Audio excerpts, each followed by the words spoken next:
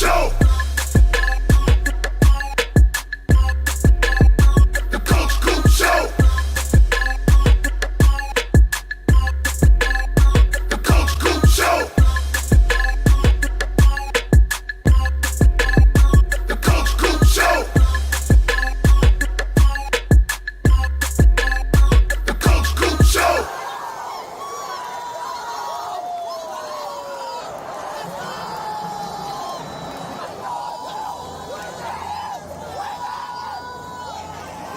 Yo, yo, yo, what's going on, Miami Hurricanes fans and my college football family? Man, we need more moments like that.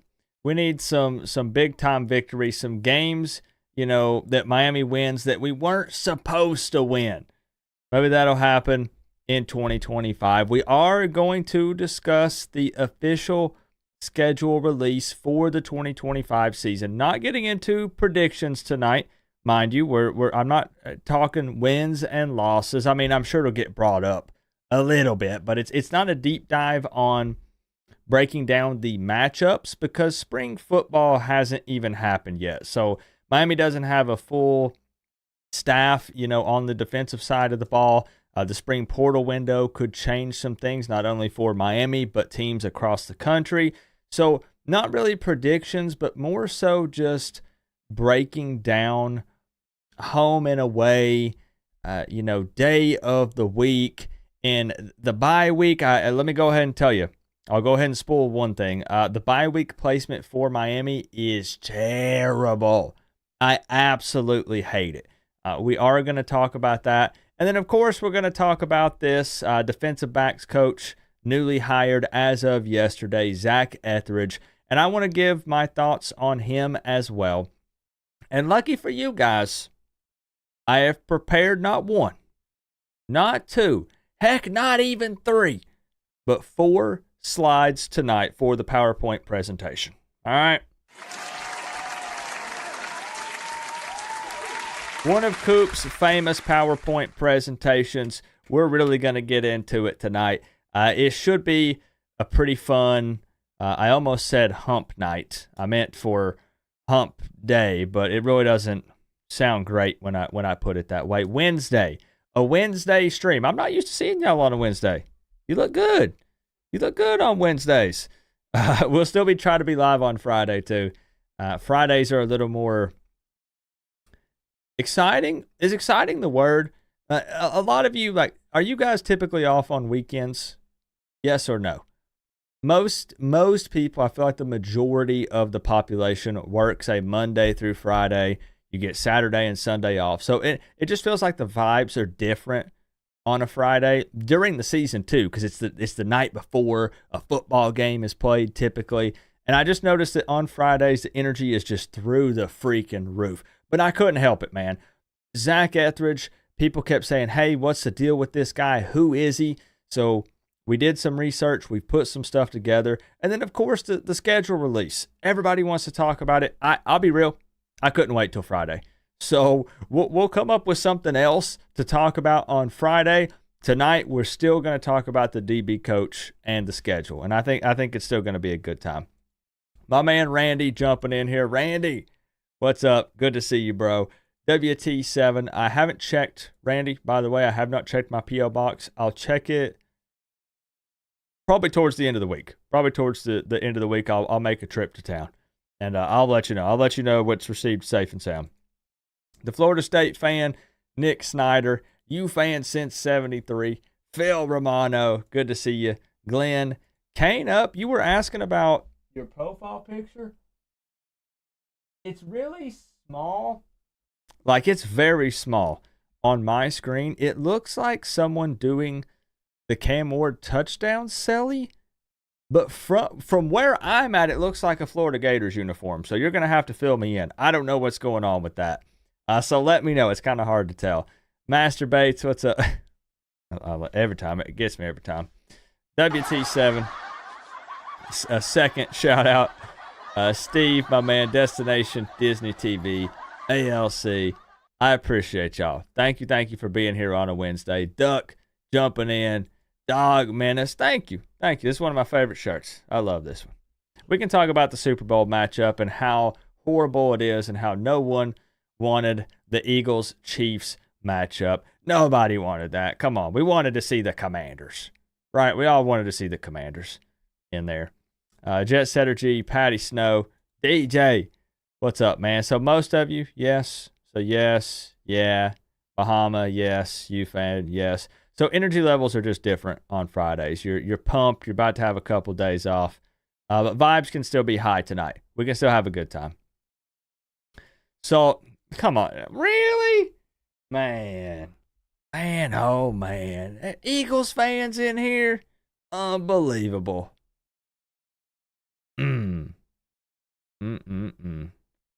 I will say this, talking about NFL before we get into the talk here with Miami. I did buy something over the weekend in preparation for what I do believe will happen with the NFL draft. And those of you that were here for last Friday's stream probably know what I'm hinting at. I can't believe I did this, but I did.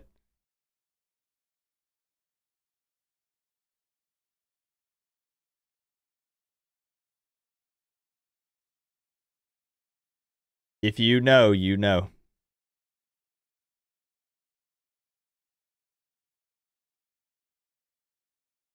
I purchased a Tennessee Titans hat in anticipation of Cam Ward being taken number one and Tennessee keeping that number one spot, not trading it away, and bringing in Cam Ward as their quarterback, going number one in this year's NFL draft. We'll see. Do I have to throw this in the trash? Maybe.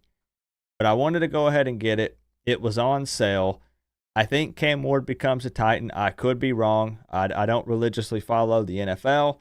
But if he does, man, I'll become a Titans fan. Like, forget. Man, you can only root for the Cowboys for so long before you go insane. The Dolphins, my twin Mike McDaniel, it's cool and all, but good grief. The Jags, do I even need to dive in? I mean, phew. So, hey, maybe Cam Ward will go to the Titans, and we can be a Titans fan. Melissa with the 27 months. Good to see Melissa. She said, this is a reminder that Coop never had his co-OC on the show this past season. Blasphemy. It is true. It is true. That unfortunately, due to Guidry's incompetence and the piss-poor defense, many people that I had planned to bring onto the show because I believed we were going to be playing in the ACC Championship. I believed it with all my heart, and I just knew that we were going to go to the college football playoffs.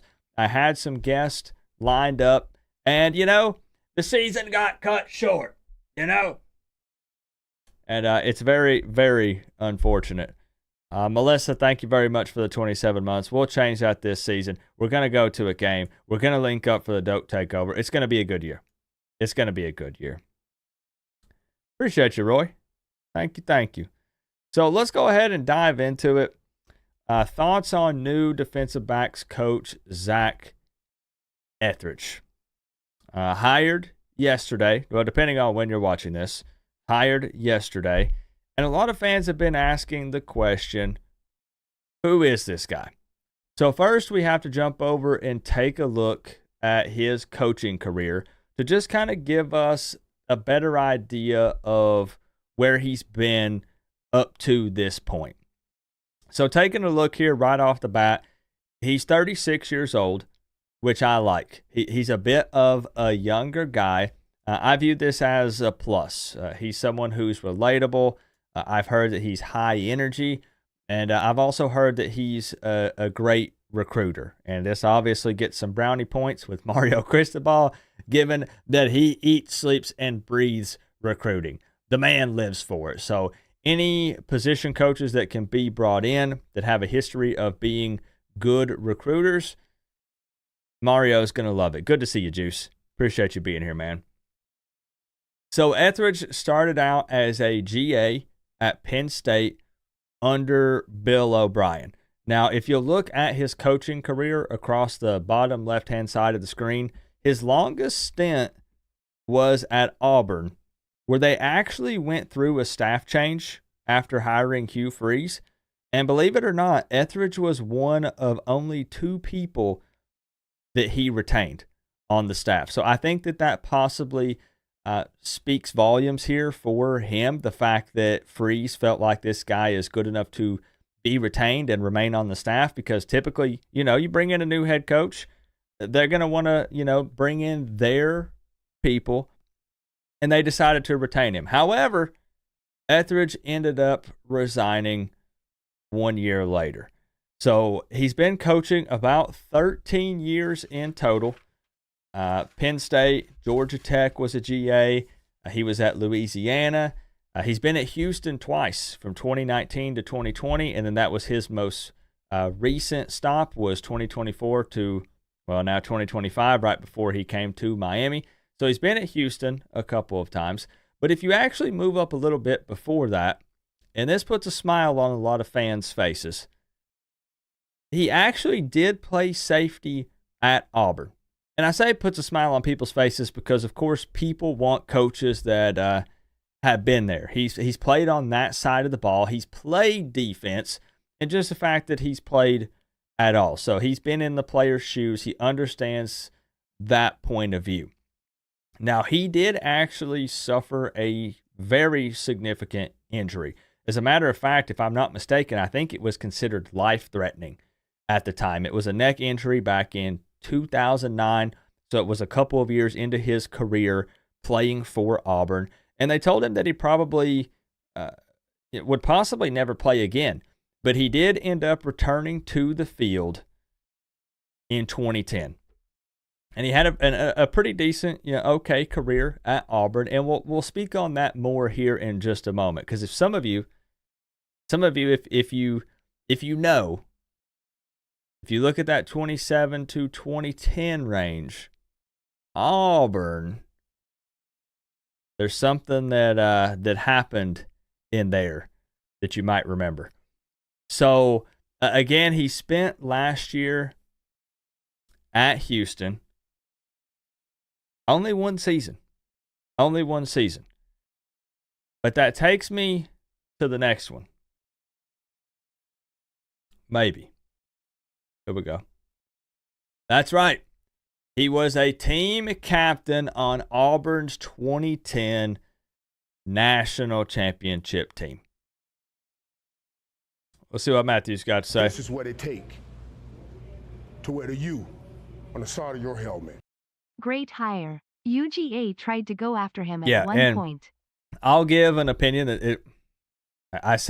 kind of an opinion on how I feel about this hire once we kind of get through going through these slides and talking about it, Matthew. But overall,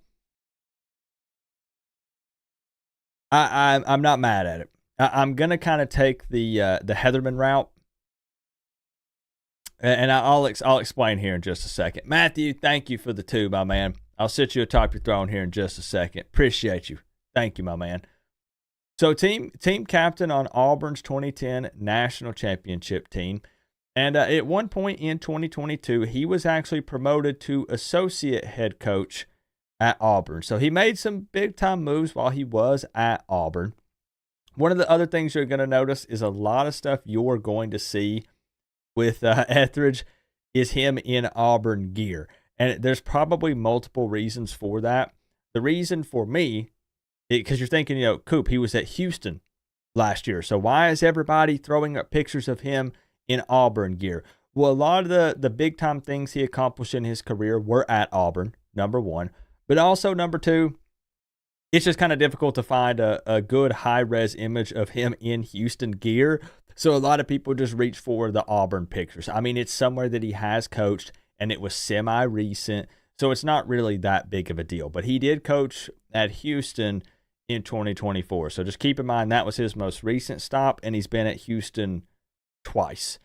So he did, while he was at Auburn, he coached a pair of all SEC DBs. In 2023, I believe that was Jalen Simpson And in 2021, it was Roger McCreary.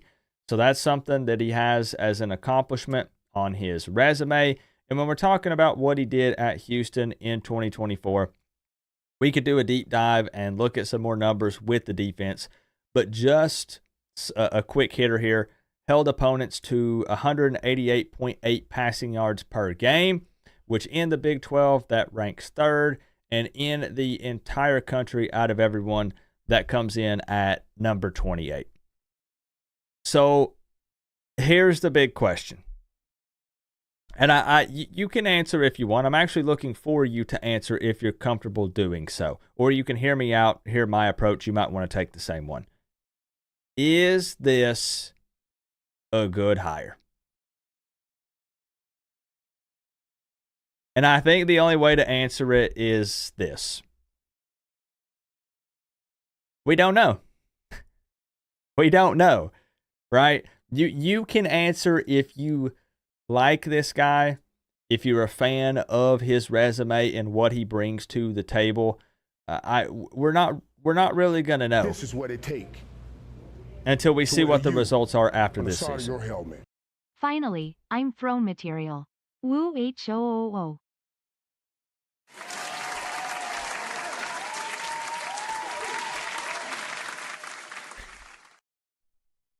Henry Louisville.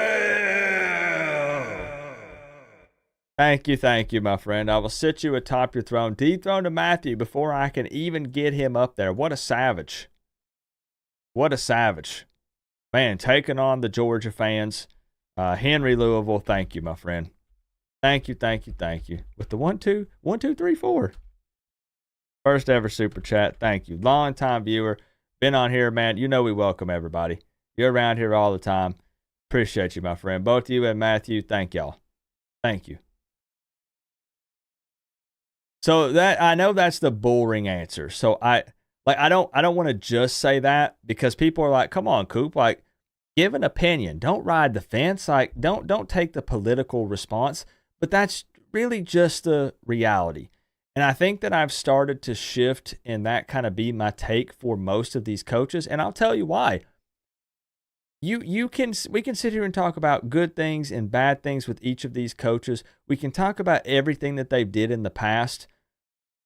But I got to see what they do once they come to Miami, because I've seen some coaches come here. Not talking about head coaches. I guess you could apply it to that if you want, but mostly I'm talking position coaches here.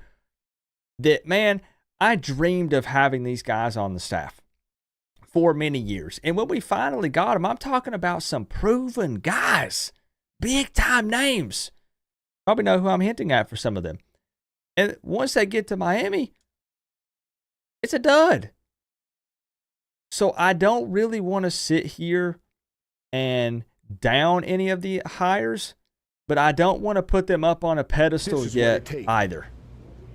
To wear the U on the side of your helmet. As Lee Corso said, not so fast, my friend. Also, Coop, you can't get worse than Oh, what you now had last let me season. add to that though, Matthew. Let me add to that. Mayhem Matthew, I'm not barking like a dog or anything, all right? I ain't barking. He's one of them Georgia Bulldog fans. One of them dogs. Mayhem Matthew, thank you for the 15, bro. I appreciate you. But I do want to say this. I will not say it can't get worse than what you had last season. I refuse to say that, because let me tell you what. I've said that before to other things in my life, and also things when it comes to Miami Hurricanes football, and I've been proven wrong many a times. So I at the end of the day, I do think you're right. I think that you will see some improvement, but I definitely can't say that it won't get any worse or can't get any worse. So thank you for the comment, my man, and the dono. But I really truly, I do need to see it. But the thing is, I think most people are going to agree that I can admit that I like what I see on paper. I'm okay with him being a younger guy. I mean, just to give an example, Charlie Strong was someone that I had been praying would be a member of this coaching staff at some point in any capacity. I didn't really care. Just put that man on this staff in some sort of way. And overall, it was kind of underwhelming while he was here. When we look at guys like, maybe you can say he was past his prime, and I said the same, but Kevin Steele came in with a very lengthy resume. You want to talk about, dare I say it, do I speak the name? The name that we try to not mention ever again? The Broyles Award winner? That's someone who came in with a lot of hype. We already propped him up. And then once he got to Miami, everything sucked. So the point that I'm trying to make here is I'm just not going to prop anyone up yet. I'm just going to say we'll see what happens after the season to see, if we see any improvement. Do I like the guy's attitude? Yes. I'm very happy that he's a solid recruiter. Do I think it'll pan out? I hope so. I kind of said this with Heatherman. I don't dislike the hire. Is that fair? Or do you guys think that I'm riding the fence too much? What's up, Christian Isbay? Man, that's what it's all about, man. We're here to talk football and get away from all the other BS going on in the world, right? We're here to have fun and just hang out. I don't feel like I'm riding the fence with that. I just want to see some results. I want to see what this guy can do. And really, I have to believe that, Heatherman and Mario get together. They saw something in this guy that makes them believe that he is going to be a good fit with this defense. And I'm not the person to really make the decision on that. Heatherman's going to be the one coaching up the defense. He knows what his scheme is going to be. He knows what he wants his defense to look like. And he believes that Etheridge is the guy to bring in here and help improve this defense. So with that being said, until proven otherwise, just like Guidry proved otherwise, he gave me a reason to not believe and to not like him. I'm going to say that I'm a fan of the hire, and we'll see how it plays out. I don't want to ride the fence too much. As I said, I think I like the hire. There's really nothing on here that I can come on here and say I really dislike. There is a debate on social media about how the whole Auburn stuff played out. There are people saying, hey, it was one of those, he resigned, like a mutual parting kind of thing, but is that really what happened? That doesn't really matter to me. It doesn't really matter. They had coaching changes. I was surprised that he was retained in the first place. So honestly, it just doesn't really bother me. His resume's fine, slightly younger, so it's not, it's not super crazy long. But I'm all right with it.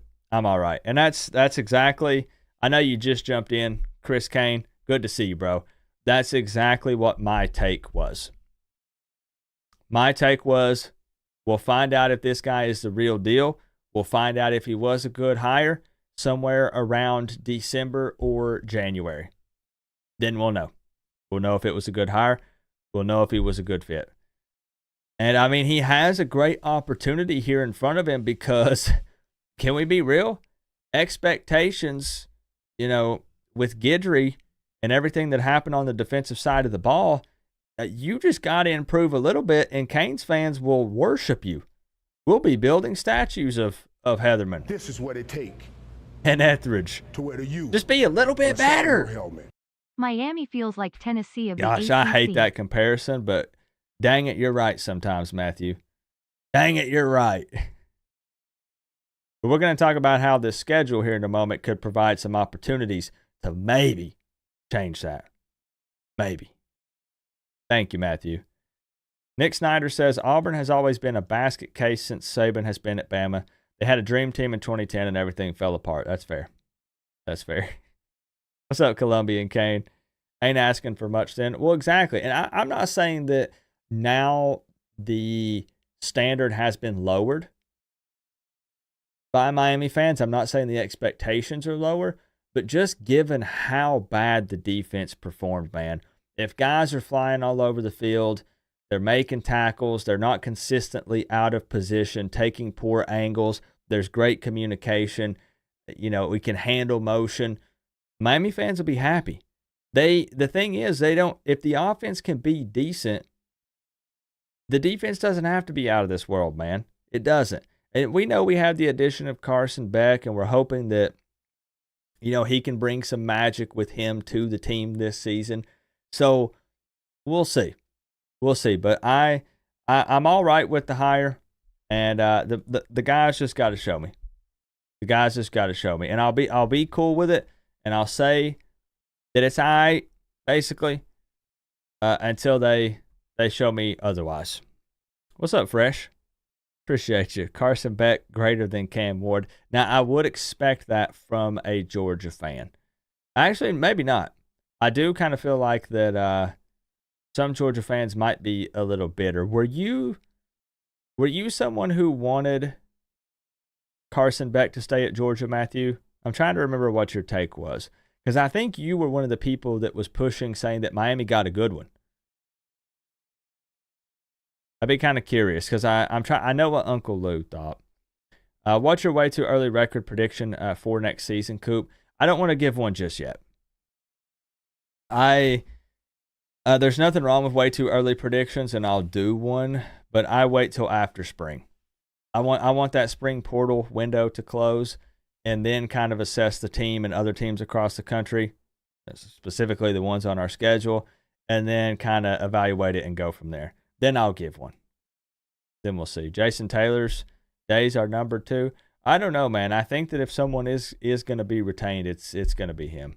And I think if they were going to can Jason Taylor, wouldn't they have done it by now? Honest question.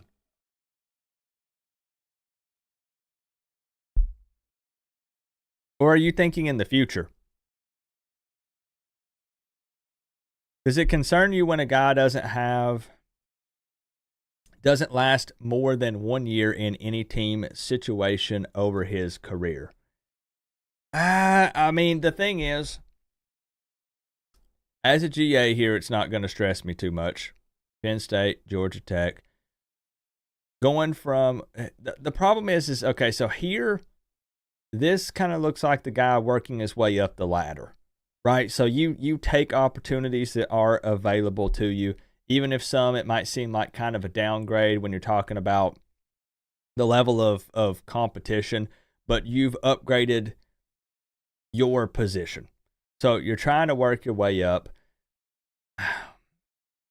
With the way his is played out, not necessarily, because again, with Auburn, I understand that Auburn is where he actually finally was somewhere for multiple seasons, but I was shocked with them making the coaching change and then him being retained, then resigning the year after. The way that his movement happened doesn't necessarily concern me. In some specific scenarios, you bring up a great point. A lot of one-and-done guys, maybe because they underperformed, or were pushed out. So I understand what you're saying and where you're coming from. For him, it doesn't necessarily bother me. He's a young guy. He's trying to figure out where he wants to be, make a big name for himself. He's been coaching about 13 years. Doesn't bother me too much. That's a great question, though. That's a really great question. And it, depending on the situation for each coach, it's just my personal opinion.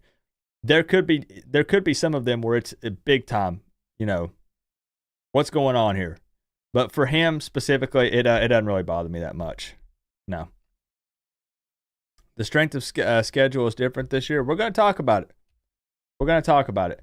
Did George and Joel actually make the bet? They did. Sure did.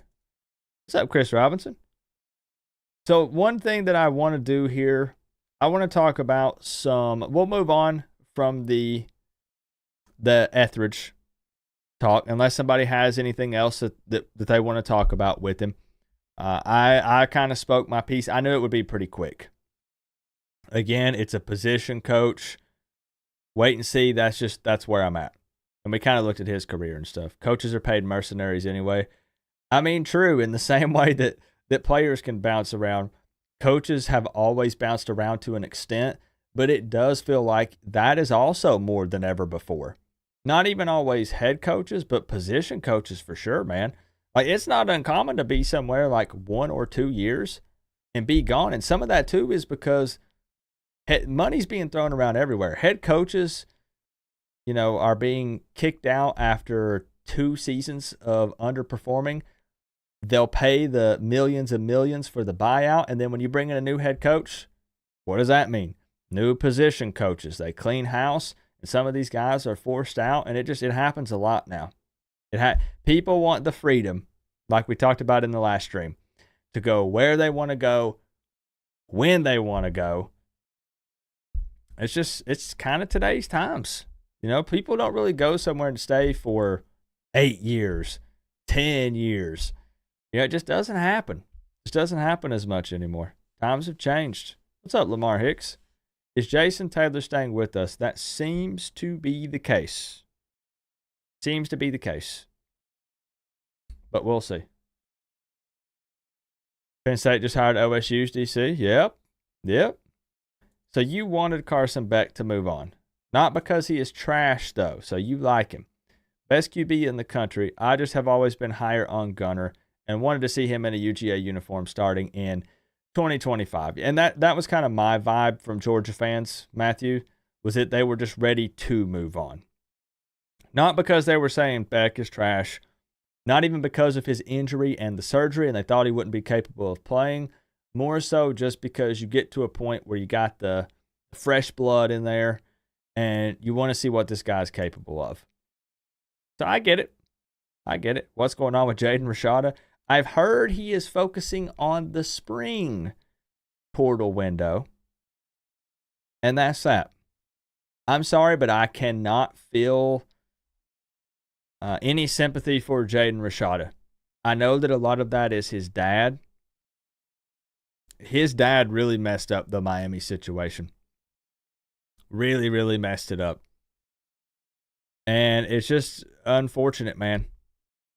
It's unfortunate for him. And I mean, some of it's got to be him. Maybe he's got to put his foot down. He's old enough.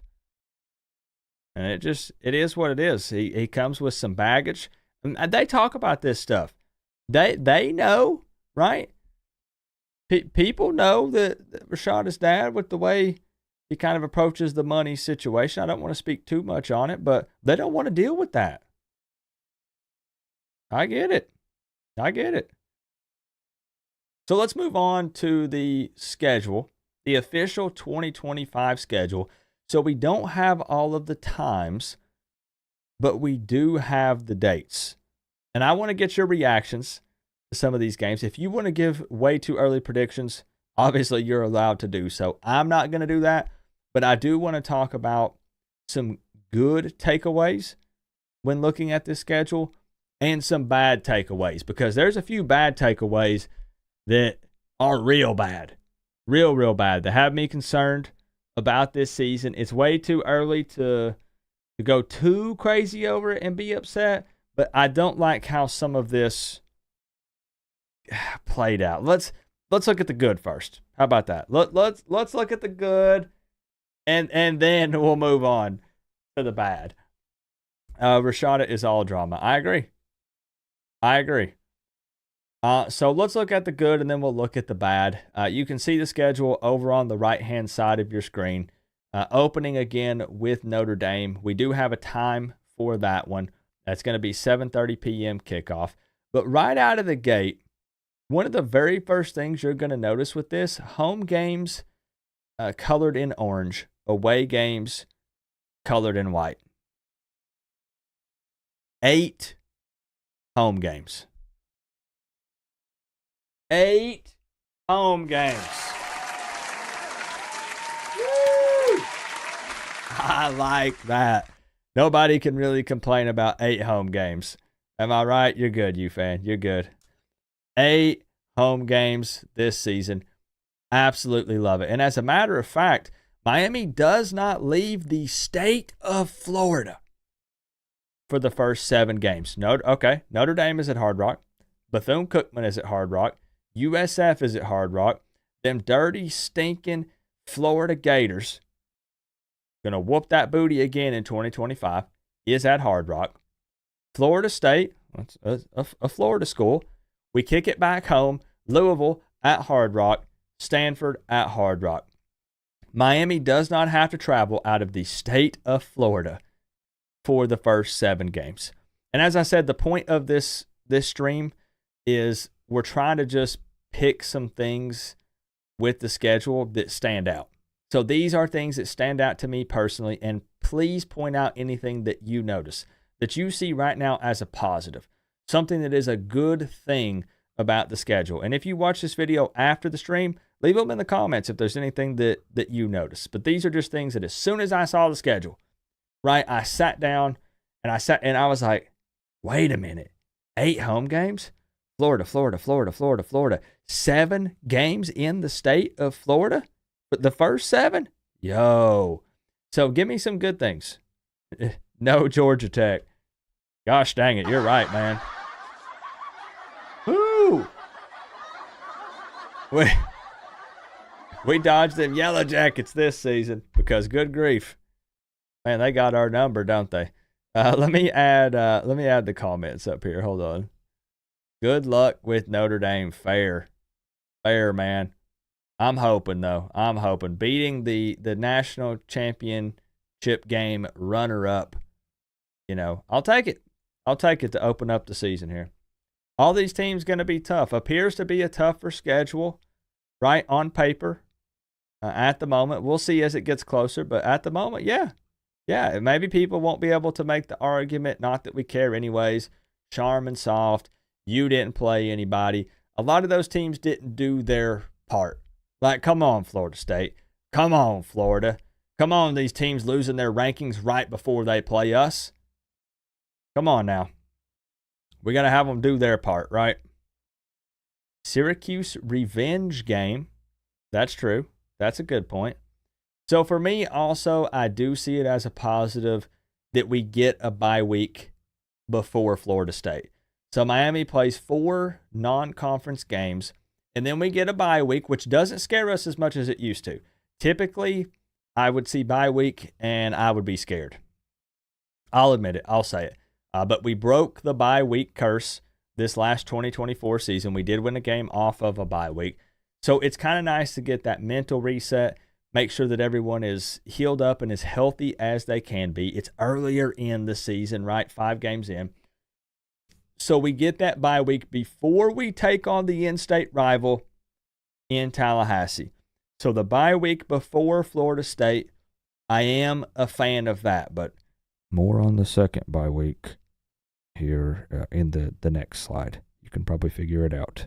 I'm not happy. Sunday game. Sunday game to kick off the season. I hate weekday games. I don't want to play on a Thursday, a Friday, Monday, Tuesday, Wednesday. It doesn't matter. I don't want to play on a weekday. Sunday, however, the world will be watching. This is Miami's chance to make a statement with everybody across the country watching this football game, or to come out and embarrass ourselves at home and have everyone pointing and laughing right after the very first game of the season. So it is looked at as a good thing for me because this is a test. This is a game with everyone watching. It is a chance for Miami to start the season off with a bang on a good note. And I love the fact that it's on a Sunday. There's going to be so many eyes on that game. It's night game. It's ABC. I like it. I like it. But again, we're focusing on the good right now.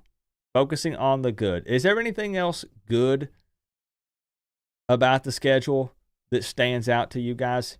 Any positive takeaways with dates or home and away? Anything that you see as a good thing? I love, of course, that we get the Gators at home. That's kind of nice. Notre Dame at home, hoping that we can recreate some of those 2017 vibes. That would be pretty cool. Syracuse at home, as someone said, the revenge game. Any other big-time positives? Yep, the 8 home games. 4 rival teams on the schedule. No Clemson or Georgia Tech. True. Brew says, I see 3 losses this year for Miami. Who you think?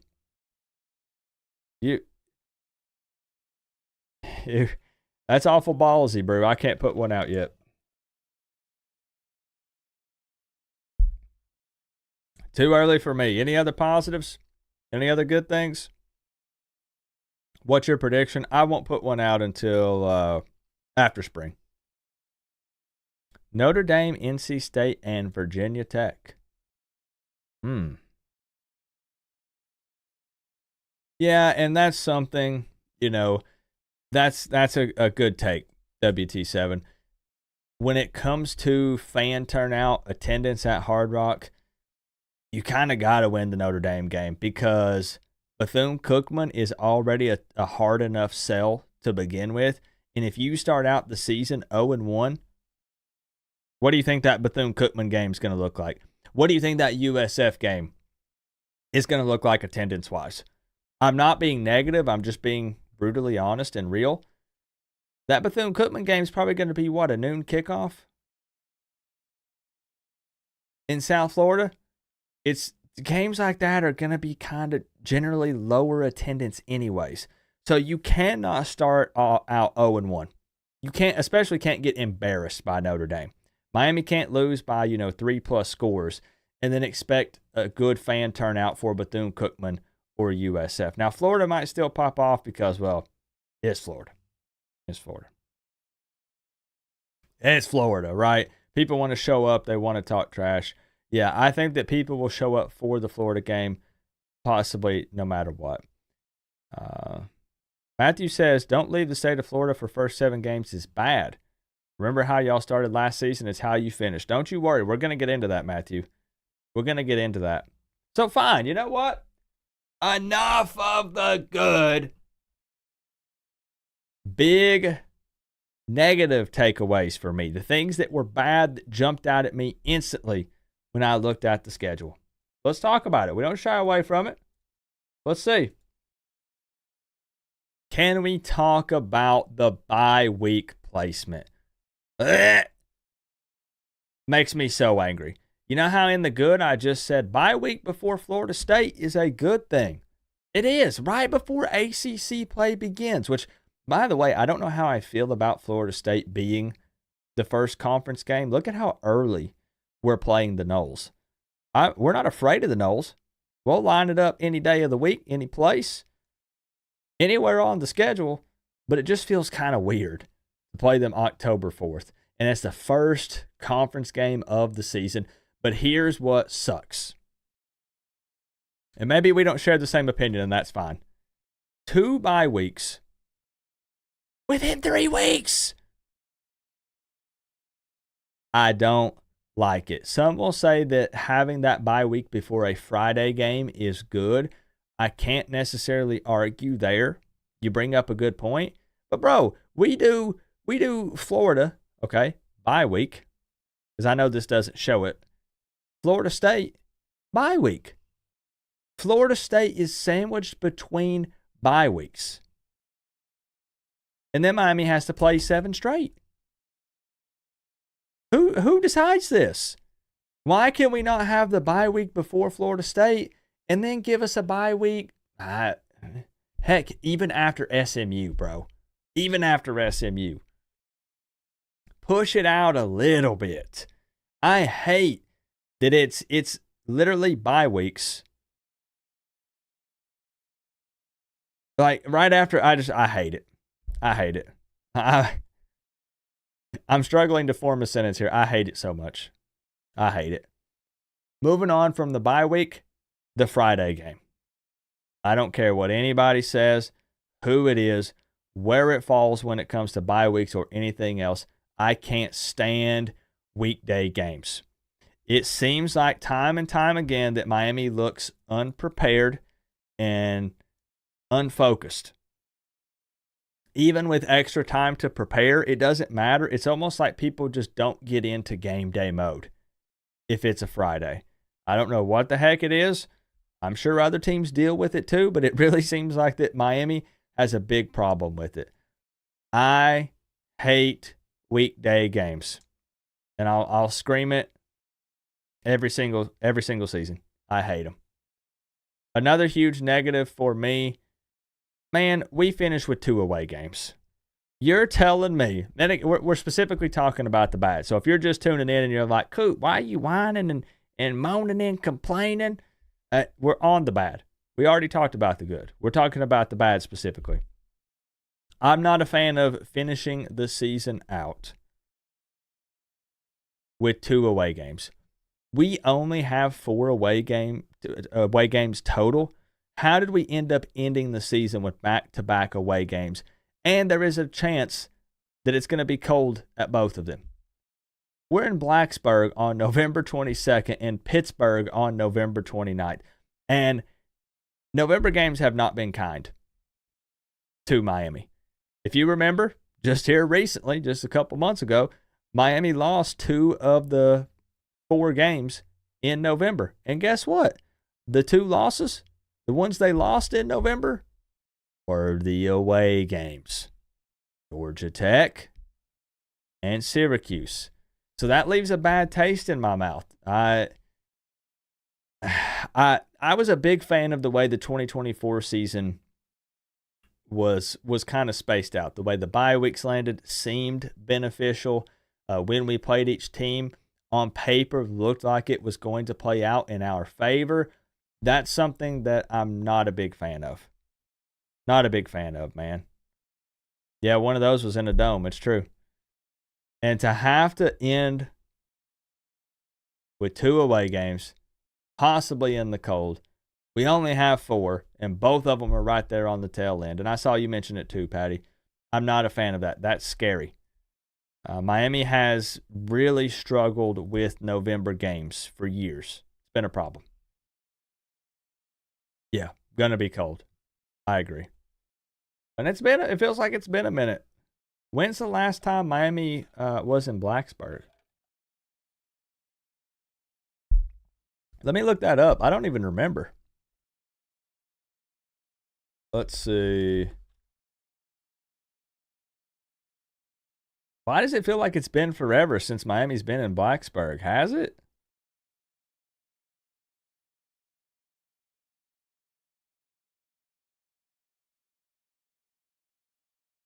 $2022. Okay, it feels like that was forever ago.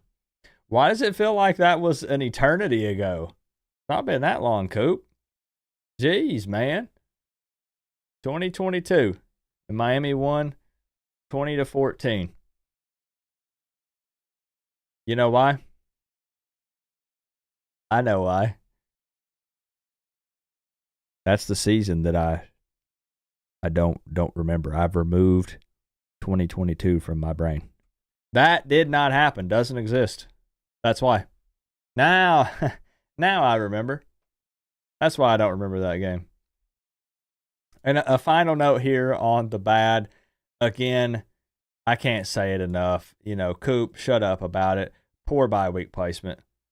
I'm not a fan, man. At least, I wonder if anyone else has 2 bye weeks within 3 weeks. I need to go through and look at the rest of the schedule. Let's look at the ACC specifically. And let's see if anybody else has 2 bye weeks within 3 weeks. Maybe they do. Maybe it's not that uncommon. But it just does not feel good. Overall, though, when looking at the schedule and just discussing it specifically, I'm happy that we possibly have some tougher teams on here. I'm a fan of being tested by Notre Dame early. You want to be the best, you got to beat the best. And we have to be able to hang with these big-time teams. I don't want people to say Miami was able to just coast through the season. That's why you're in the college football playoffs or in the conference championship. You got to beat some big teams because by the time you make it to the playoffs, you are going to be tested by somebody. So you got to be able to win some of these big games and beat some of these better teams. So I'm very happy to have Notre Dame on the schedule. That SMU game is going to be crazy. I mean, you have Tyler Van Dyke is there now. Wouldn't expect him to start, but emotions are going to be high. It's in Dallas, Texas. Rhett Lashley, he's already grabbed some other Canes, brought them onto the roster. We are the feeder program. And, I would guess, this doesn't show it, but what? Notre Dame is going to be ranked. SMU is going to be ranked. Will Syracuse be ranked? Maybe Syracuse. Now, the thing is, they might not be ranked by the time we face them. But I'm just talking about kicking off the season. Teams that, if they do their part and win some football games, will be ranked to kick off 2025. We know who's not going to be ranked on here.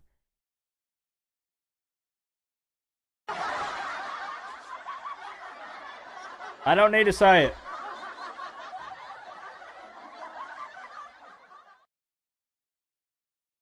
I don't need to say it.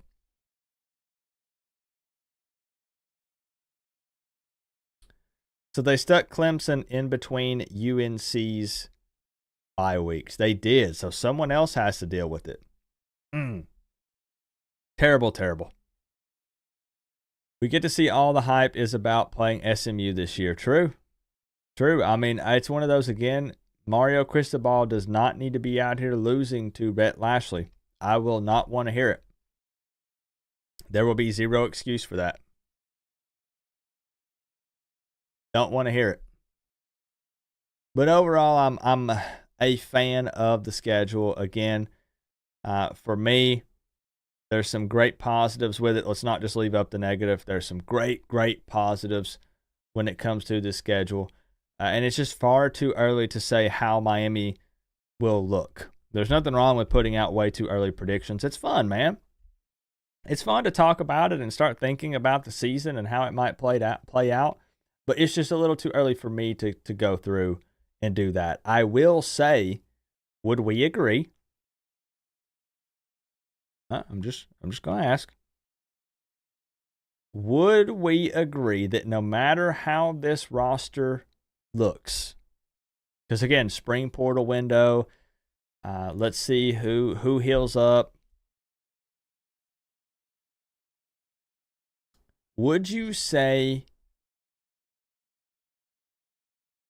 minimum in 2025, Mario Cristobal has to win at least 10 again?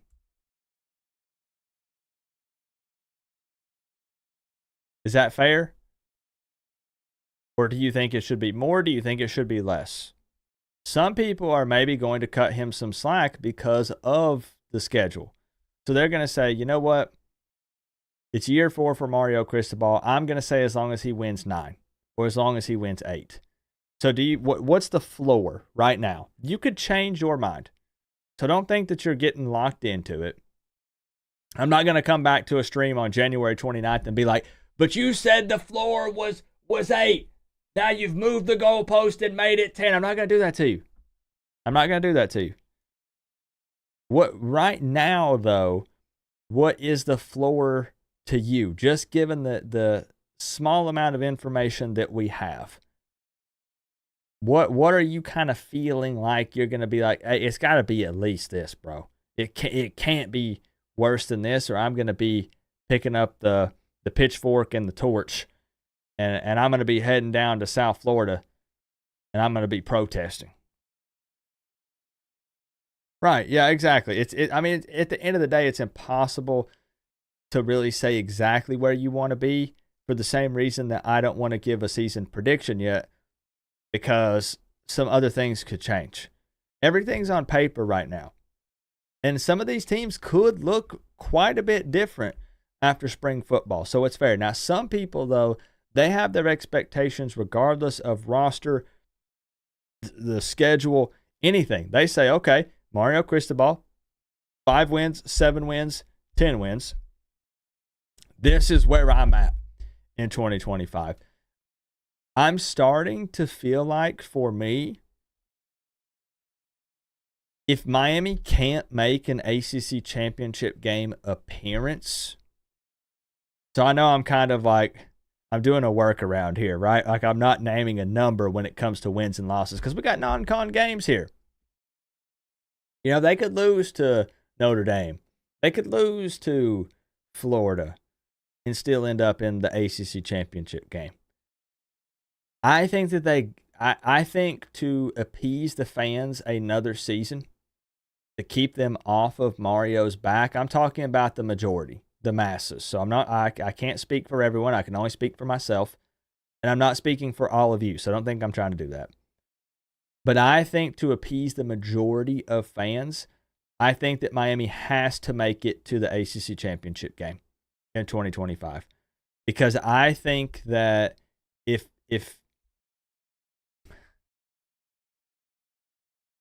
he takes a step back, it doesn't matter what the excuse is or what the reasoning is behind it. I think the majority of fans are going to lose their minds. So I don't think he has to win a national championship. I don't even know that I don't even know that it has to be a situation where even the ACC championship game loser still makes it into the college football playoffs. I think, though, he has to make it to the conference championship for the majority of fans to say, you know what? We might have missed out on the CFP. This season wasn't everything I hoped and dreamed it would be. We brought in Carson Beck. He ended up being healthy, number one transfer portal quarterback. But you know what? I'm okay. Mario's continuing to build. He's bringing in big-time talent, and we've continued to move forward. And I think, just my personal opinion, I think right now, I think that's probably going to be where a lot of fans end up standing. They want an ACC championship game appearance. And I do believe that even with what we say is a tougher schedule, at least in January on paper, I think if you win like 8, don't you think that the majority of fans, like I said, you don't even have to be speaking for yourself. Don't you think the majority of fans are going to have a meltdown? If Mario goes 5, 7, 10, 8, and right, it's kind of a pointless conversation because it might not even happen. But I'm just kind of thinking about it. I think that there's a large portion of fans that will lose their minds. They raised the season ticket prices again. He's continued to do better in the win column each and every year that he's been here. Whether people think he's successful or not, he's won more games every single season. And it feels like the next step or goal should be at least an ACC championship game appearance. And it feels like somewhat of a reasonable one, given all this talent we talk about. For some people, it could depend on, okay, well, we have a new DC. So you say, can't be worse than Guidry. Should only be up from here. But it is also hitting the reset button a bit. Is the chemistry going to be there? You might see some issues that happen early, or maybe they hit the ground running and everything's perfect. Maybe this was the right hire. It would be disastrous if he takes a step back. I agree, Patty. I agree. Because the people, the fans are going to be very vocal about that. On the forums, on social media, they're going to speak with their wallets. So, yeah. I just think even if it seemed like he gets to 10 again, let's say he wins 10, people are like, well, we didn't get better, but we didn't get worse. Context matters. How did you lose? How did you win? I get that, but this is all we can do in January. We can't really take it any further. What's up, Dion? If we go 2-10, then what? That's a great joke. That's a great joke. There are not many teams in history that have went 2-10. But there are a few that have. There are a few that have.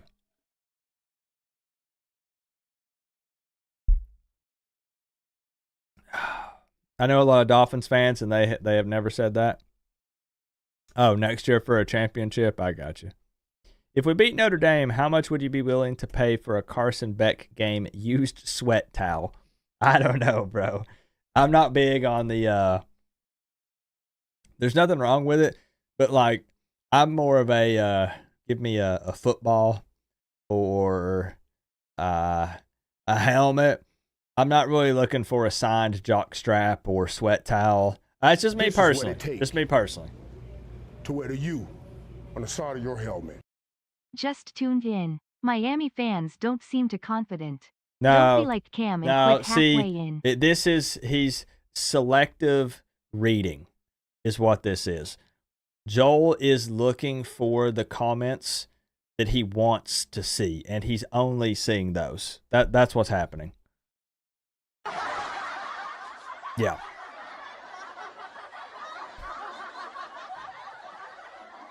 Joel Davis. That's what it is. What it is.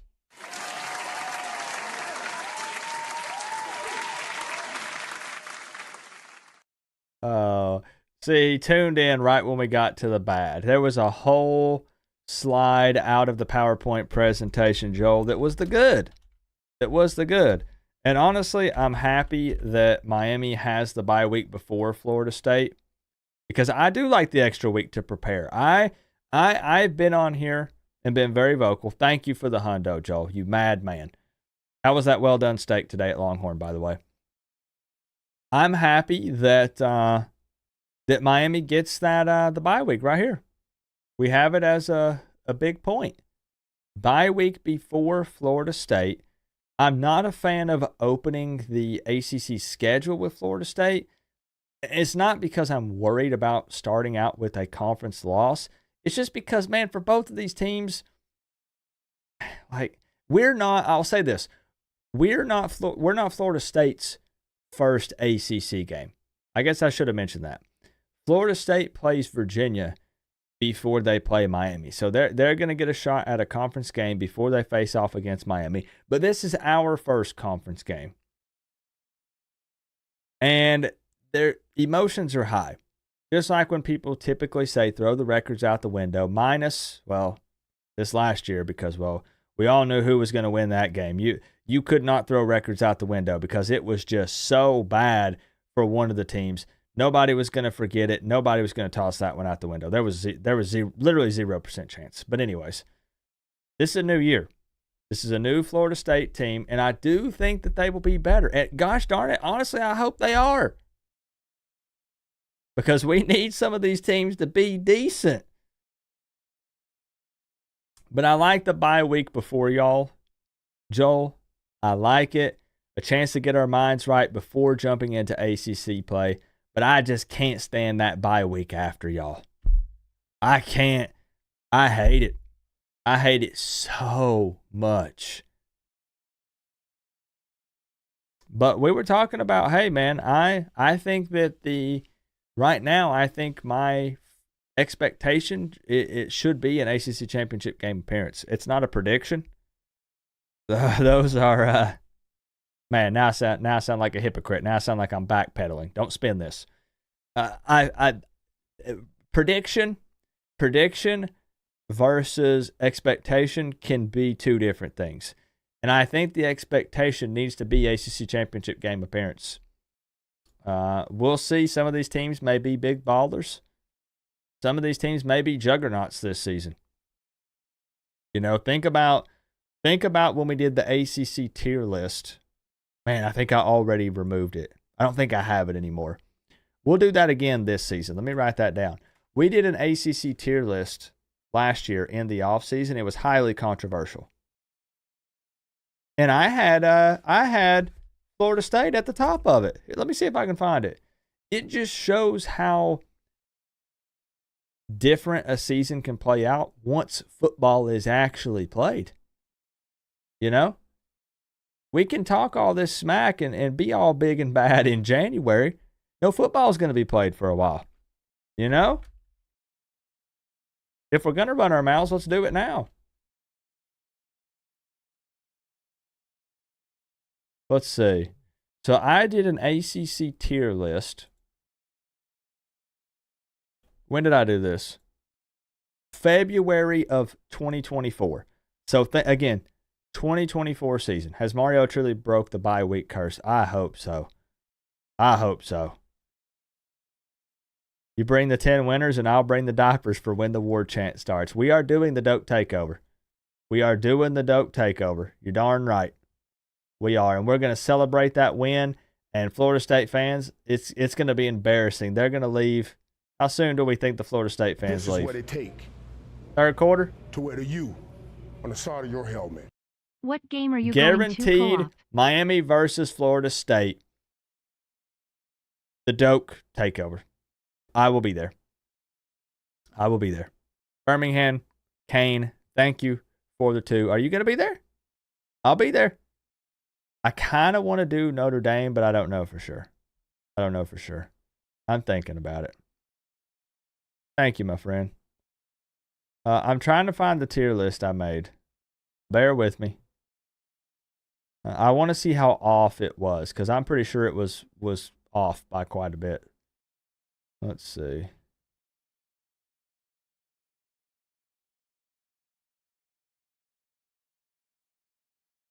Okay. Here was the tier list I made for the ACC last year. Coop, didn't you win a bet? Limo drive to Doak? Yes, sir. I think we're taking a limo to Doak. We are going to arrive in style. It's going to be a whole experience. Yeah, we might just have the private jet come and pick each of y'all up. That's still, we're figuring out the details, you know. What are you trying to get Michael to bet on?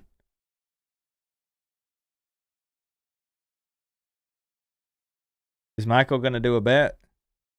I'm looking. So this was my tier list. Keep in mind, this was before any football was played. This was before any spring football was played. I'm not making excuses, but I think it's fun. I think it's fun to go back and look at these and say, damn, we were way off. Or wow, we nailed that one. Wear the U on the side of your helmet. I am going to the Florida You're going to game. Florida? That's going to be a good one. Make sure, man, represent the Miami fan base. I know it's at Hard Rock, man, but you know them Florida fans are going to come up out of the swamp and they're going to show up loud and proud. They're going to. They talk a ton of trash. They're hype on Lagway. We got to represent. We got to represent with that one. Appreciate you, Birmingham, Kane. So I had Florida State as a contender. Go ahead and point and laugh at me. I did.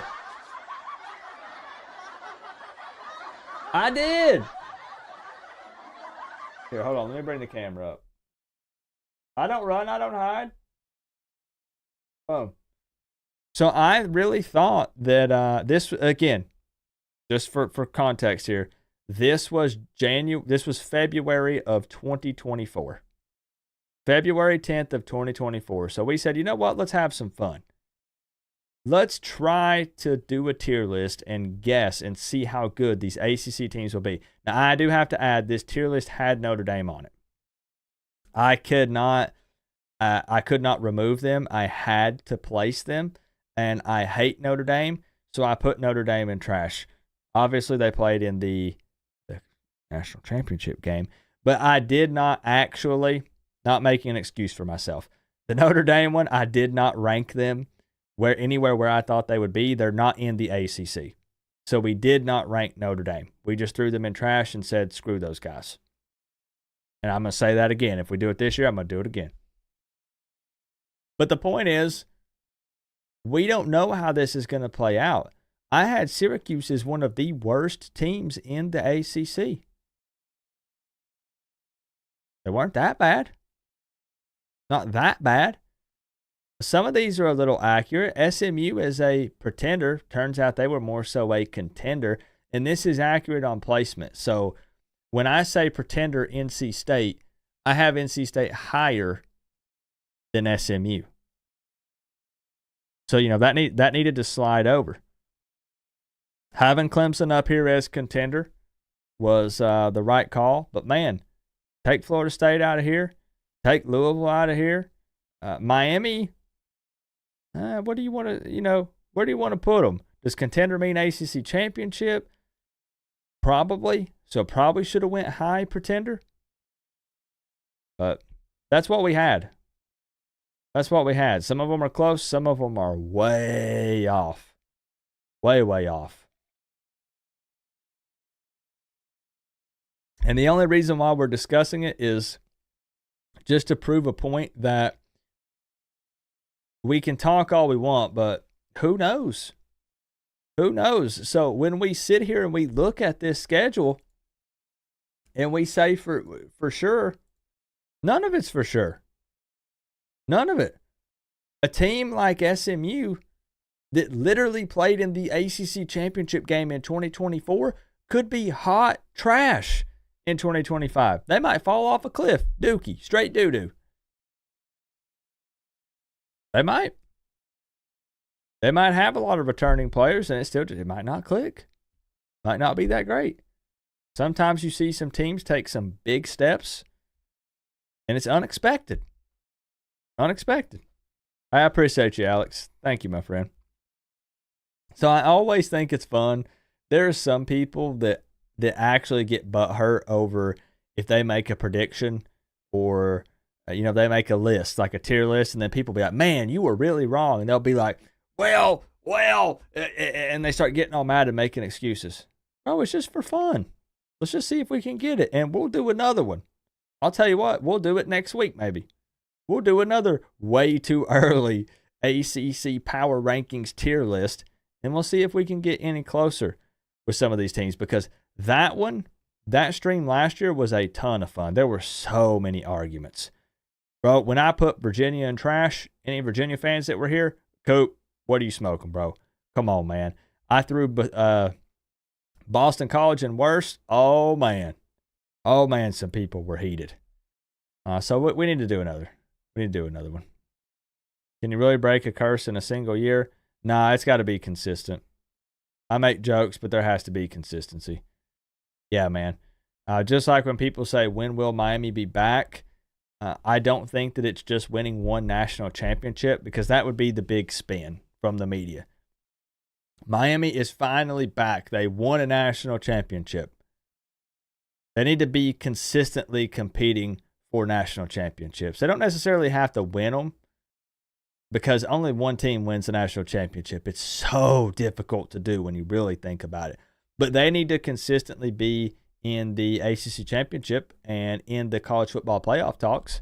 If they can consistently do that, then I'll say Miami's back. A one and done is awesome, and I'll be over the moon. I'll be crying tears of joy. But I still wouldn't say back yet. You can win a natty and then fall off after that. It happens. How about a helicopter? Helicopter could work, yeah. You better talk last year, because we cracking skulls in Doak this year. This is what it takes to wear the U on the side of your helmet. Bet you don't have the balls for FSU diss track lol.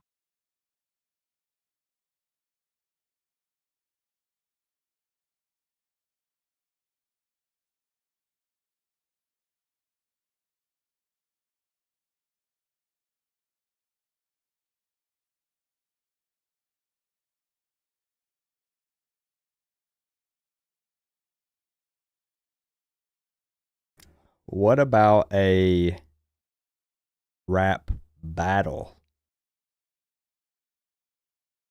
Mr. Joel Davis.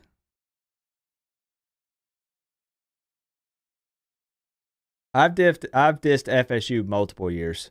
FSU was the very first diss track I ever did on this channel back in 2017. What about a rap battle? I don't care. We can pre-plan it. We can freestyle. Whatever you want to do. Whatever you want to do. I'll battle a Florida State fan in a rap battle. Sure.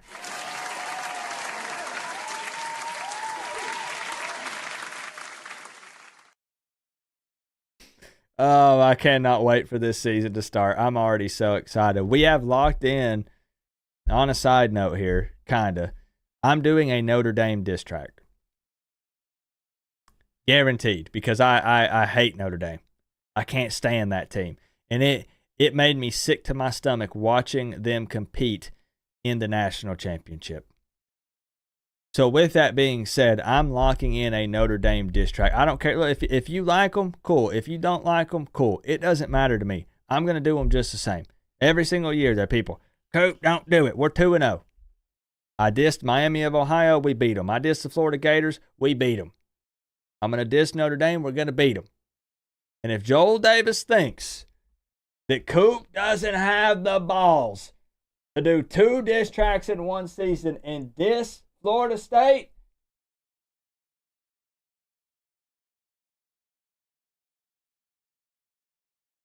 all right. We will do some kind of rap battle.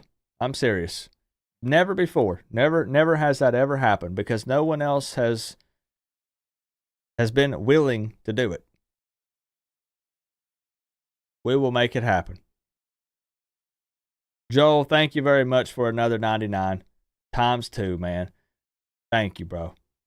Thank you. It's reverse psychology. Don't fall for it. I have taken it hook, line, and sinker. I'm doing it. I'm doing it. It's settled. Trust me, you don't have to really give me an excuse to do a diss track. I'm foaming at the mouth to do them. So I will do it. I'll do it. And you know what? It'll have, after they watch that diss track, this is gonna be every Florida State fan.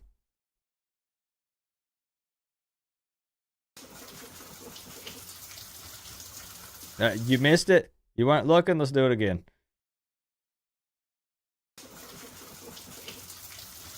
They're going to be crying in the shower because they know it's game over. Yeah. Any news on safety coach? Nah, the only thing I've really got that I had tonight was Etheridge. And we kind of broke him down, gave some opinions, took a look at his coaching career. Now, discussed what we think he brings to the table, what could be good, what could maybe be bad. But that's really about all I've got. They've really been keeping this stuff close to the chest as expected. I don't think many people saw Etheridge as someone who was going to come in and be the defensive backs coach. It's that same thing we see a lot with Mario where, we start throwing names out everywhere. And then it ends up being a coach that really nobody expects. With Etheridge going back to Houston, so being at Houston, being at Auburn for multiple years, I understand him leaving Auburn with him resigning after Freeze retaining him and all that stuff. But then making it back to Houston, then turning around and leaving to come to Miami, I would not have predicted that.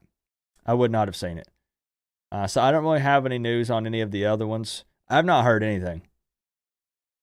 I've honestly not heard anything when it comes to the hires, to be real with you. But I'll try to do something. Hey, if something comes up, we'll post a video. We'll do a stream. We will definitely give our opinion and talk about it for sure. I would like to kind of on the tail end of this thing just say that in the Senior Bowl, have you guys been seeing Elijah Arroyo? We might discuss this some this Friday. So we'll go live this Friday again. And Elijah Arroyo has been wowing everyone. This guy's been making big-time plays. Heck, I don't even think he dropped a single pass, if I'm not mistaken. All of a sudden, my entire timeline is nothing but Elijah Arroyo. And I keep telling them, man, where y'all been? We've been talking about this guy. Look at his measurables. Look at the way he played this season when he was finally healthy, and this guy is showing out at the right time, at the perfect time. And I love seeing it, man. I want that guy to succeed. I'm a big fan of his on and off the field. And, man, he's going to get a payday. He's going to get a payday for sure. Some other guys that have been doing pretty well, I think that Jacoby George has been burning some people. They've been talking about how great of a route runner he is. It seemed like Xavier Restrepo kind of underperformed a bit. He didn't really have. He's not been having the best time. He hasn't. Getting kind of late. Really got to go. No problem, Joel. We appreciate the love as always, man. Getting the trash talk going. See you at the rap battle, man. We're gonna go. It's gonna be like 8 Mile style. We're gonna get on stage and there's gonna be people cheering us on. We're gonna pass the mic. That's right. Yeah, gonna make you my hoe. You know, I made the mistake of calling Shamar Stewart a hoe, Joel Davis, and he attacked me on Twitter, and then somebody made him take it down. The head coach at the time. I don't like saying his name very often either, but Shamar Stewart DM'd me. He was like, "Keep my name out your mouth, bro." And I was like, "Man, it's playful banter. Come on, man. Come on. People don't see these DMs that happen behind closed doors." This is what it take to wear the U on the side of your helmet. Coop, looking at the schedule, you going to Hard Rock or just Dope this year? I want to do one of each. I'll be completely honest, Bahama. It just depends on financial situation, what's going on with family, stuff like that. Because it's a long ways, man. Miami's like 16 hours for me, something like that.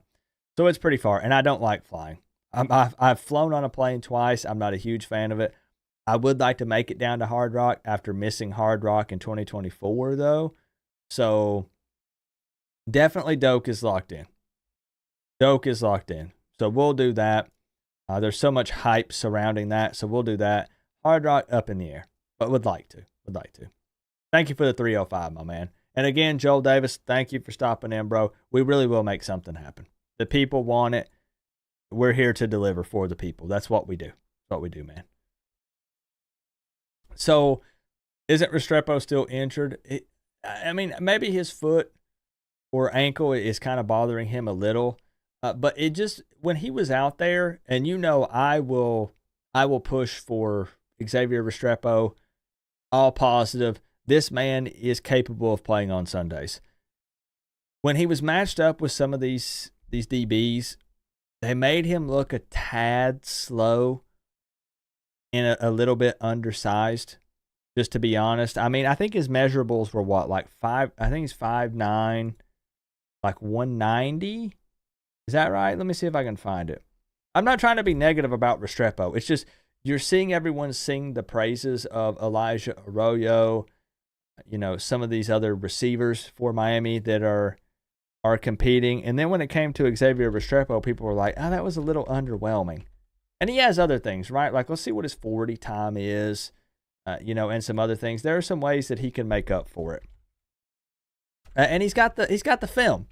He's got the film that shows how great of a receiver he can be, how reliable he is. He's definitely like a pure slot receiver. So if they get him, they probably can't move him around or anything. And he had some stuff. He had a nice little double move at one point on one of the throws, but wasn't able to come down with the ball. Maybe it was overthrown, whatever the case may be. I'm trying to see if I could find, they had listed kind of his measurables and stuff.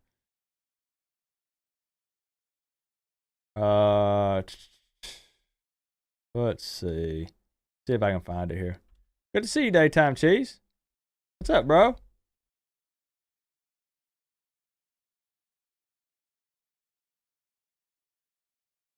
Does anybody know that it's the official account? I think the Reese's Senior Bowl had posted the measurables for different players, but good grief, I'm going to have to sort through all of them. Man, I should have saved it. Or maybe they weren't posting them. It was another account posting them. I'm scrolling. I'm looking. Good to see you, Firefighter Kane. What's up, bro? Happy Wednesday. We're talking about some Senior Bowl stuff. Man, where is it?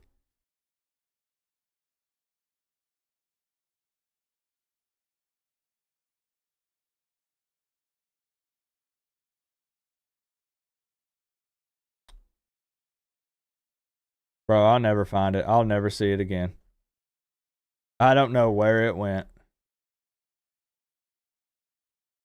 but I'm pretty sure they had him officially listed at like 5'9"-ish.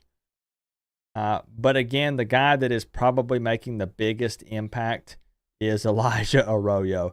Because I swear, I'm telling you, if you go look up Senior Bowl and you start scrolling through Twitter or various different forums, everybody is talking about Elijah Arroyo. Right, Firefighter Kane? I know you're seeing it, bro.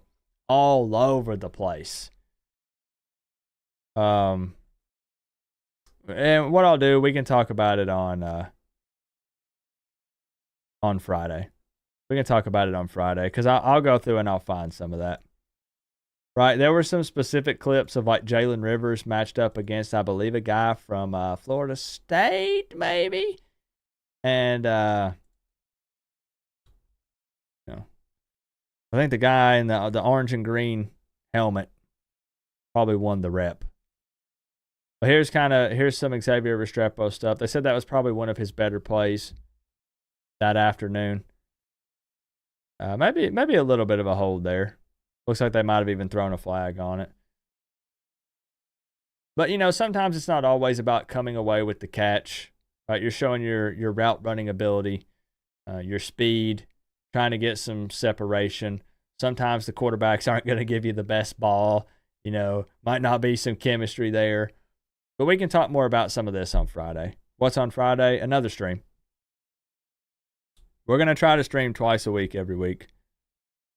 Wednesdays will be a little lower vibes because people aren't hyped because it's not the weekend. People get wild when it's about to be the weekend. But for the most part, a lot of the Canes are performing pretty well, which is good to see. And I'm still just hoping, man. Y'all are gonna start seeing Coop in blue on Sundays.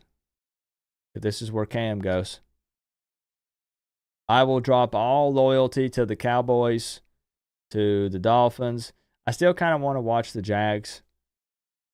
But I don't know, man. I might have to. You wanted to go to the Raiders? Man, I've heard, is it true? Because I don't follow NFL super close. Are the Raiders, if they trade up, are they just not interested in Cam? These are mock drafts. So this is not the Raiders speaking for the Raiders. These are people that just study this and they're like, here's what I think. Everybody says if they trade up that the Raiders are going to take Shadur. Or that some have even been putting Travis Hunter up there. Some people are talking about them, the Titans maybe taking, what's that guy, Abdul Carter? Wasn't he the linebacker at Penn State? Ward has the perfect attitude for the Raiders. Yeah, I think he'll go. I think. Come on, man. How could he not? With all of the. Hey, have a good night, WT7. We won't be live too much longer. We're gonna be wrapping up. I blew through that way quicker than I thought I was going to. He's small, but he's great. He is. I don't think someone was arguing with me a couple weeks ago that Xavier Restrepo would be a first-round draft pick. I didn't want to dive into it too much because I didn't want to seem like a negative fan. Because, again, you guys know that I will push for Xavier Restrepo to do well, and I will back him up. But I do not think Xavier Restrepo is a first-round draft pick. I just don't. I don't see that. Just being honest. And this guy was doubling and tripling down, and he was talking about how Coop, you don't know football, and I'm like, that's fine. I'm not trying to act like I'm some sort of football genius. I'm just saying I don't think that Restrepo is a first-round pick. There are too many other guys that are possibly more talented, and I think that Restrepo can get drafted.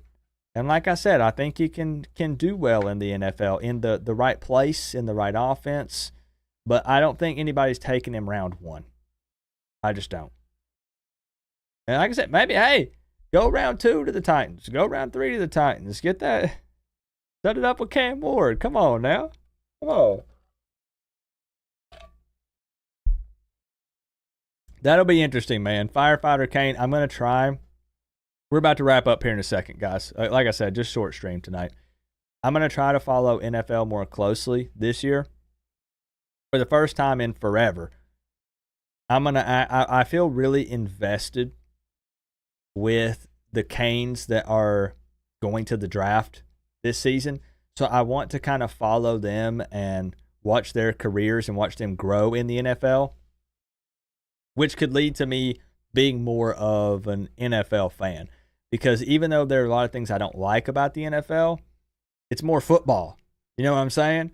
So if at the very least I get enjoyment out of watching former Canes succeed and see how they do, track their stats, watch their games, that could get me more into the NFL, you know? Third round or so, that's exactly what I was thinking. Yep, I'm right there with you. Yep. He's going to be saying to you, just bro, just think about it. And really, can I say this? Think about the impact of that.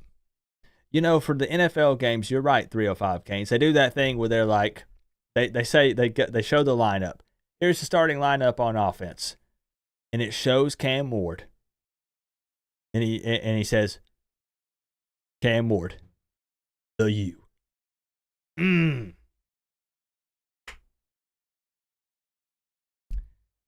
The people, like I said, can argue all they want about Mario being a quarterback killer, but he didn't tank Cam's draft stock. Cam is going in the first round.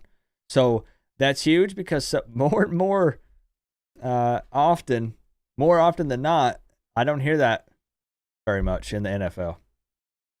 You don't hear them saying Miami. You don't hear them saying the U.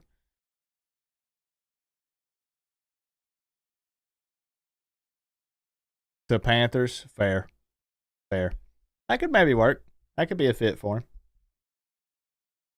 And I think, closing thoughts, I would like to maybe do some type of NFL draft stream just because I feel invested this time.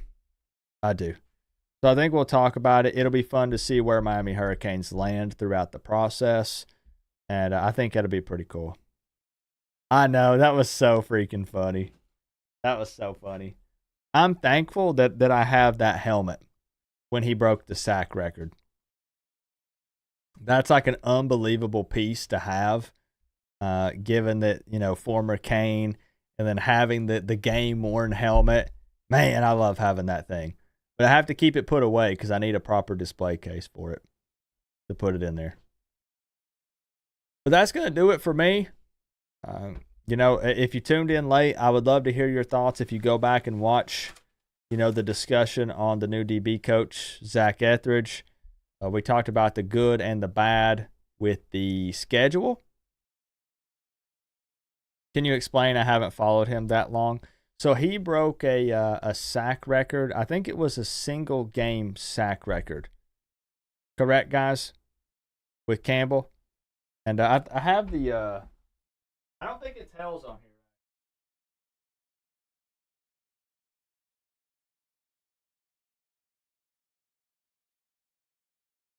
Okay, so this doesn't actually have it.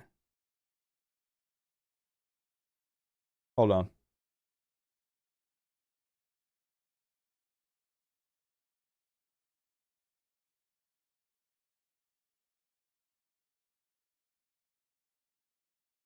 Here, hold on. I'll show you. Give me just a second.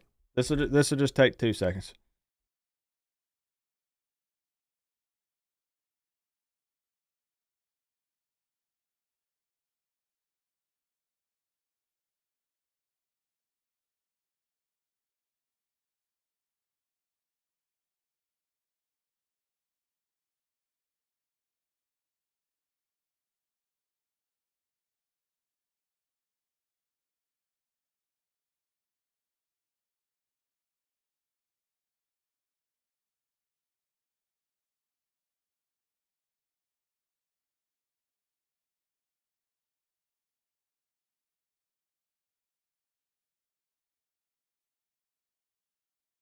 Thank you, Jenny. The guy, Birmingham Kane, that made that light, he sent it to me for free to my P.O. box many years ago. And I think he actually has a few and he was going to sell them. So if you DM me on Twitter, X, and what right there at thecoachcoop, I can get you his info because I think he was trying to sell a few, and they're bro, that thing's held up for how many years now? They're nice. They're nice. But it was this was a gift from a very good friend of mine. I think I've said the name before.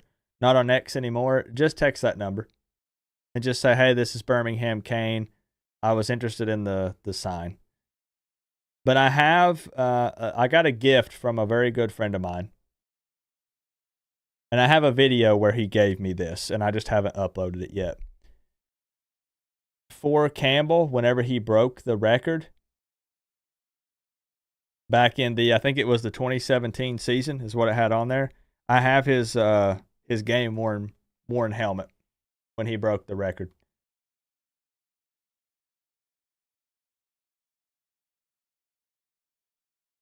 I maybe kind of show it a little closer.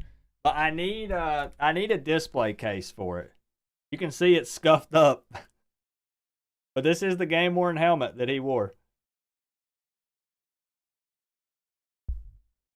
So I just thought that was kind of cool where I was saying that sometimes I'll follow teams just because they're former Canes and stuff that play on the team.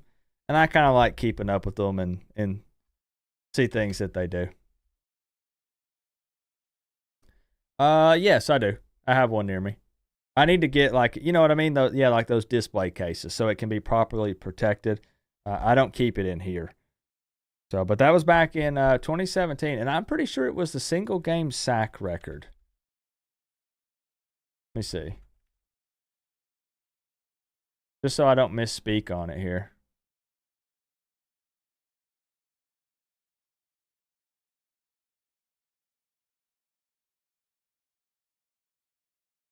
Yeah, so it was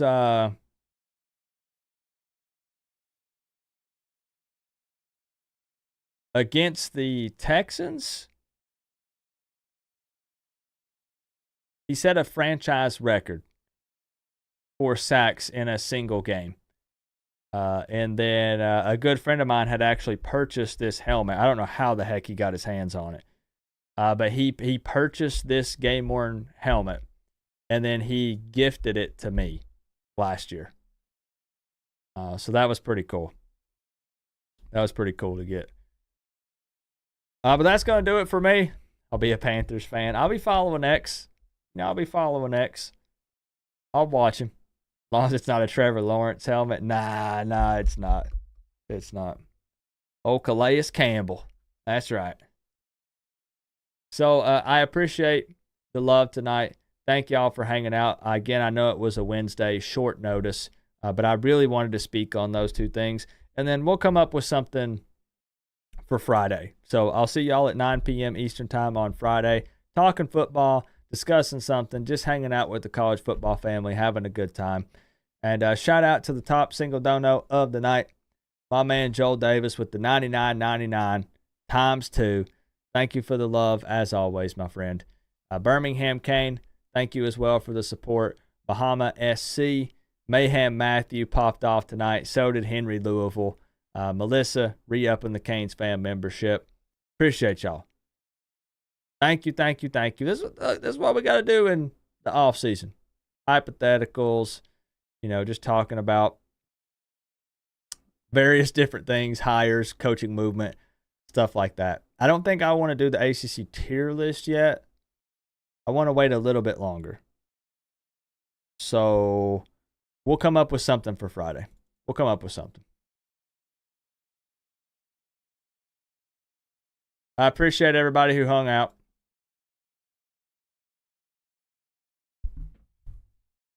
I'll see y'all on Friday.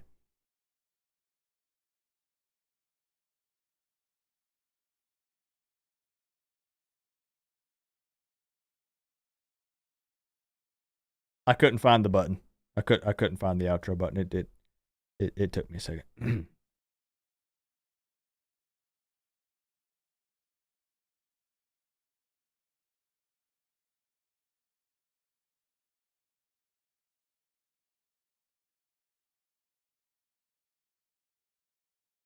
Also, The music was muted. Let's run it back.